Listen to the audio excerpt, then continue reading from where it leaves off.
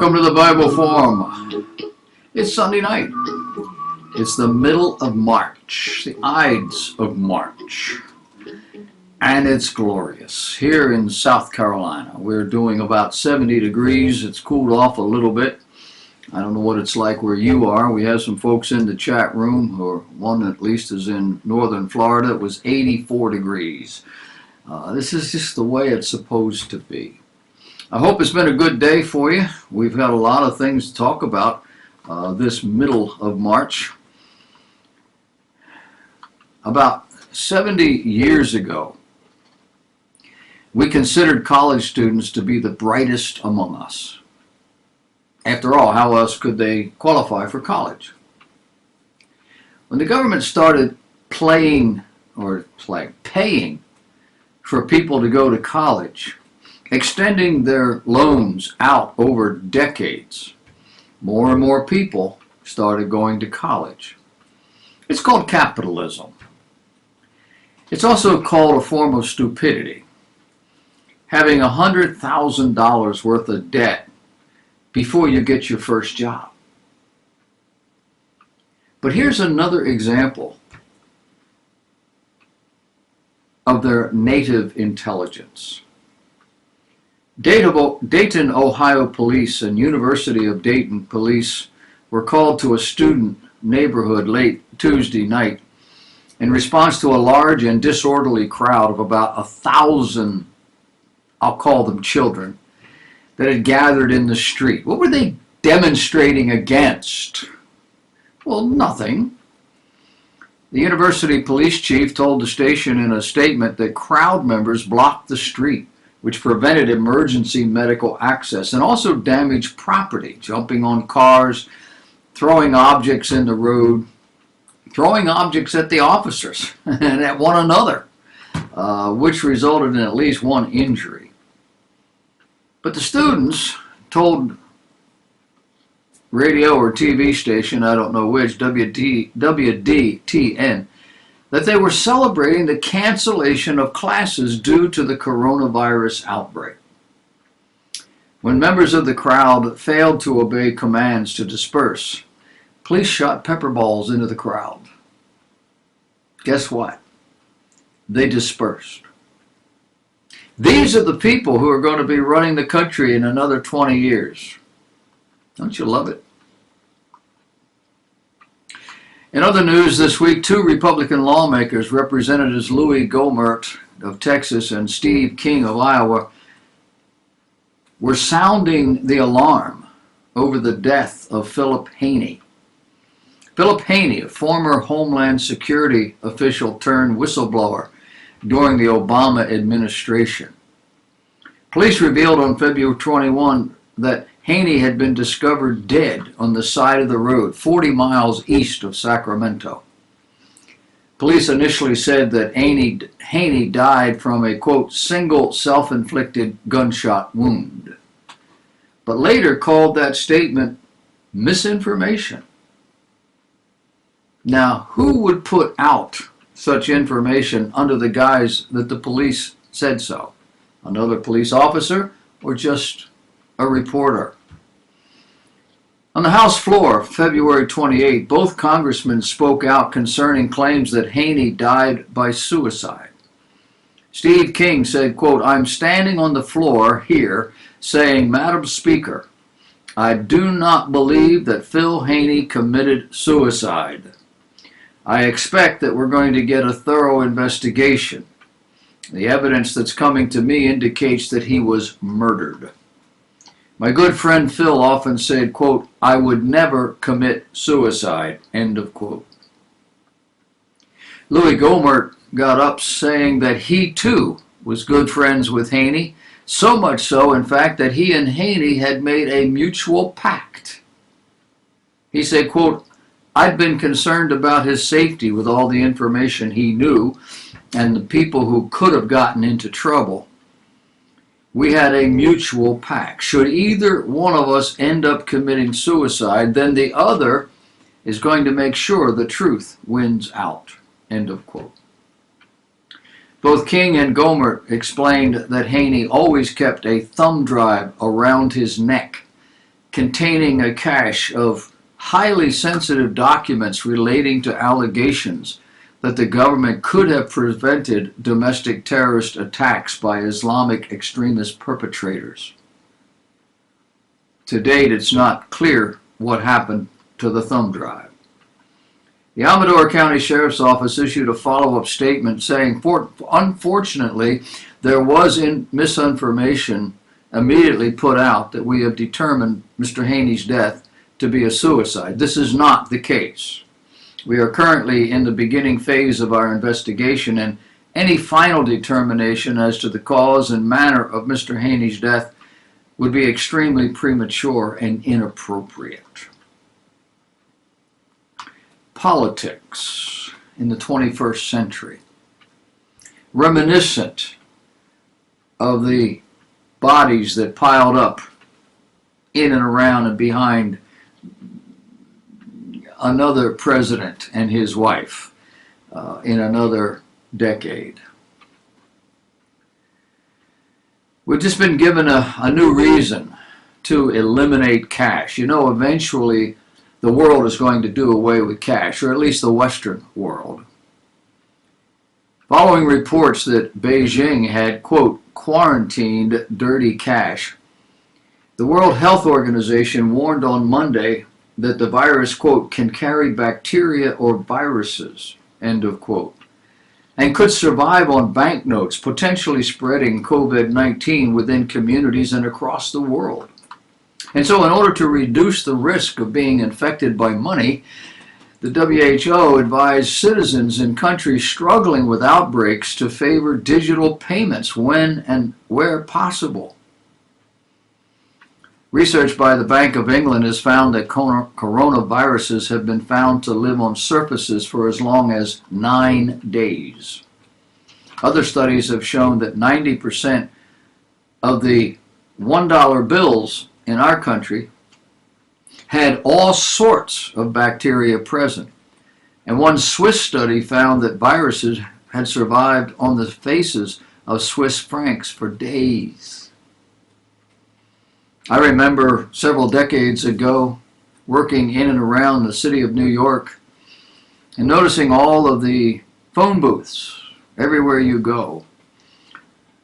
One radio or TV station, I've forgotten who, which went out and had these telephones and telephone booths tested.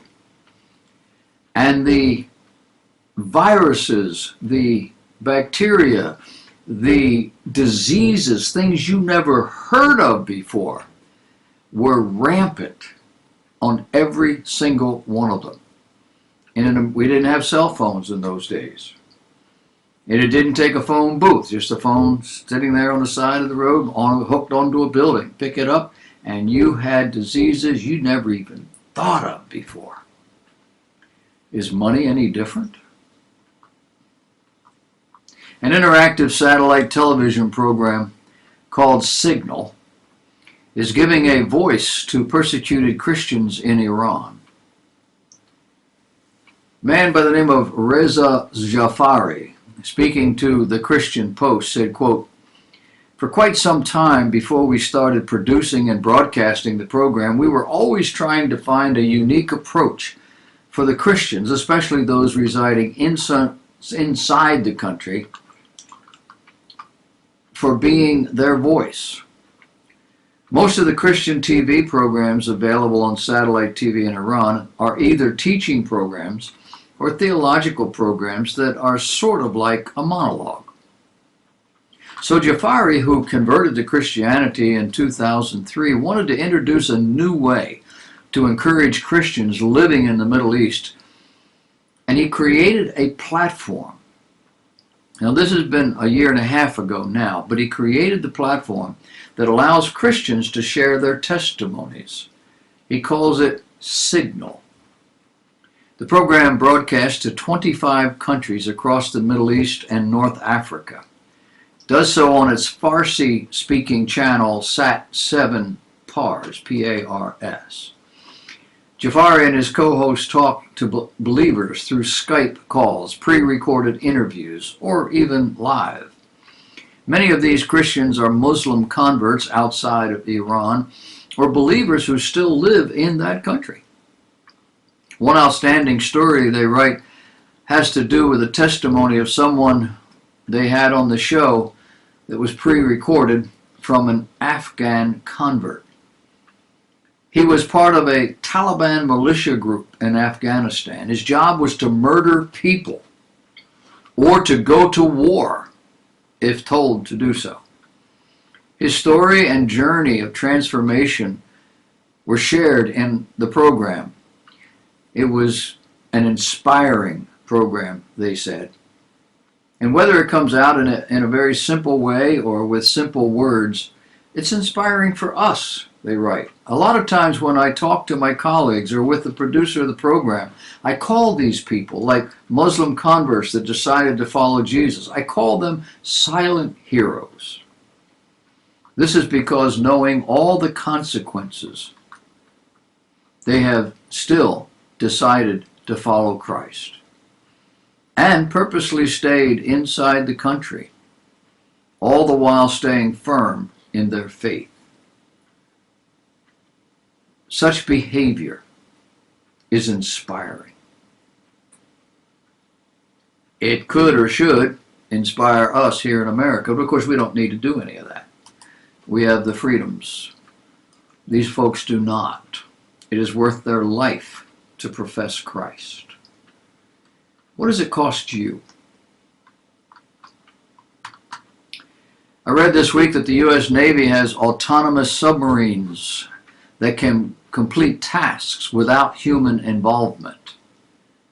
These submarines are apparently deployed in our oceans. However, they lack intelligence, and they've been limited in their functionality. Anything more complex than a mere location task requires a human operator to work via a remote communications link. But now apparently we have, or will have, new submarines with a much greater level of artificial intelligence. Submarines able to perform a wider range of functions without a human controller. The technology is being called CLAWS, C-L-A-W-S. It's an acronym. It was first revealed in 2018 as part of the U.S. Navy's bid to, quote, improve the autonomy and survivability of large, extra-large, unmanned underwater vehicles. When it was first revealed, there was no mention of weapons being on these autonomous submarines, only a need for them to have sensors and to be able to make decisions.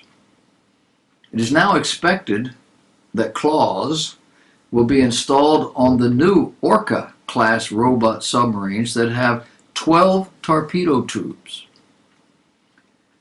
A submarine is being developed for the Navy by Boeing. You thought they just flew airplanes.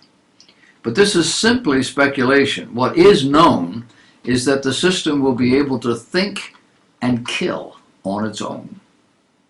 The Navy says, quote, the Orca will have well-defined interfaces for the potential implementing cost-effective upgrades in future increments to leverage advances in technologies and respond to threat changes. But for now, it will have a modular payload bay with defined interfaces to support current and future payloads for employment from the vehicle. Stuart Russell from the University of California, Berkeley, told the publication New Scientist that it was a dangerous development and it's a dangerous use of artificial intelligence. He said equipping a fully autonomous vehicle with lethal weapons is a significant step and one that risks an accidental escalation in a way that does not apply to sea mines. In an article entitled Mind the Gap, the Lack of Accountability for Killer Robots, Human Rights Watch poses an important question. They ask what happens when a robot accidentally commits a war crime. The answer thus far is nothing. There is no accountability. And no accountability means no deterrence of future crimes, no retribution for victims, no social condemnation for the responsible party. This according to Bonnie Doherty, senior Arms Division researchers at the HRW, and the report's lead author at the time. As TMU, a university in India, reported, people like Brandon Bryant, who controlled drones for the U.S. military, have a conscience, while robots will kill without remorse. Since 2013, there's been a campaign to stop killer robots, encouraging countries to preemptively ban fully autonomous weapons.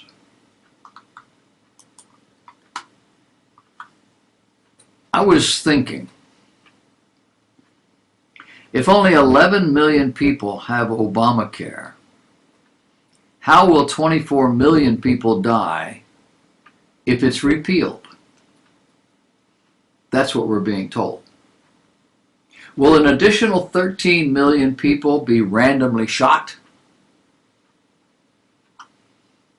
I was thinking, if Donald Trump deleted all his emails, wiped his server with BleachBit, and destroyed all his phones with a hammer, would the mainstream media suddenly lose all interest in the story and declare him innocent?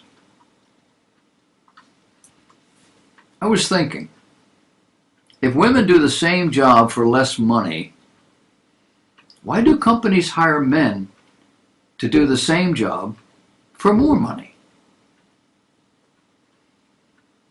I was thinking, each ISIS attack, now allegedly, is a reaction to Trump policies. But all ISIS attacks during Obama's term were due to climate change and or a plea for jobs. I was thinking, we should stop calling them all entitlements, things like welfare, food stamps, WIC, ad nausea. They're not entitlements. They are taxpayer-funded handouts and shouldn't be called entitlements at all.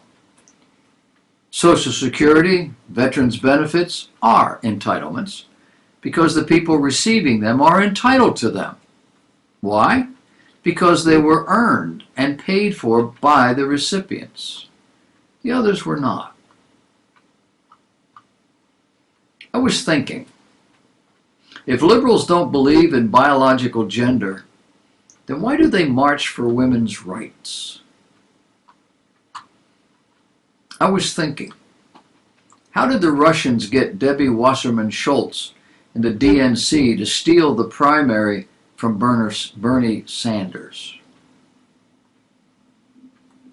I was thinking, why is it that Democrats think superdelegates are fine, but have a problem with the Electoral College? I was thinking, if you don't want the FBI involved in elections, don't nominate someone who's being investigated by the FBI.